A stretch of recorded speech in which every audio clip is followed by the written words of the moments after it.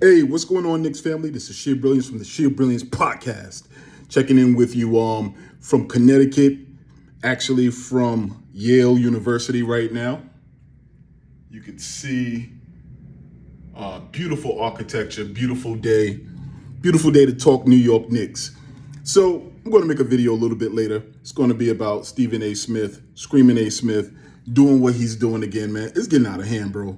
It's getting out of hand. And something that I noticed is that just as Knicks fans took their narrative back during that season in which we had a great season and showed promise, and we've been doing it ever since. We've always done it, but we're doing it more vocally and on video.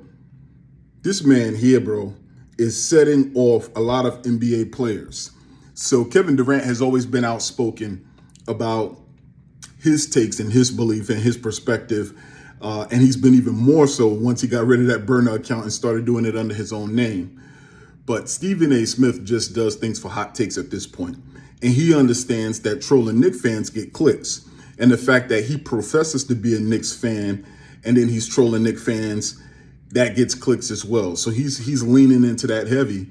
And one thing about it is just overall, his takes on not only the Knicks, but NBA players and NBA player perspectives, players ain't having it no more.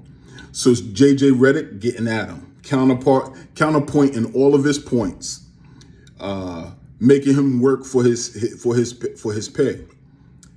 Patrick Beverley is the new kid on the block.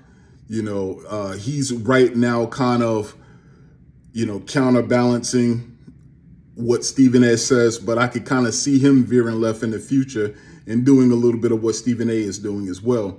Same thing with Draymond. You know what I mean? So all of them, you know what I mean? I said it like 44 times, so I'm going to stop.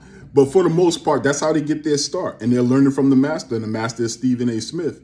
But many of these, McCullough, all of these players who have an opportunity to sit in those seats and on the other side of the table of Stephen A. and give their perspectives, they're coming for him. And I'm predicting this. Within 3 years, he's not going to be there. I don't care how long his contract is for. If his contract ends in 3 years, they're not renewing it, or they're going to renew it or give him a different opportunity to perform what he does. But the NBA players are not standing for his takes anymore, and they're being vocal about it, and it's going to work. So let's see how that goes. And man, still one step closer to the draft. How do y'all feel? If I see somebody in the airport, I'm going to do interviews. I'm here in Connecticut, but I got to drive to LaGuardia to head back to Indiana. But all of you guys, keep your head up, have a phenomenal day. Keep in mind, same thing applies to life as applies to our team. If there's no struggle, there's no progress. Sheer Brilliance Podcast. Check me out. Sub me on YouTube at Sheer Brilliance. And I'm out. Let's go, Knicks.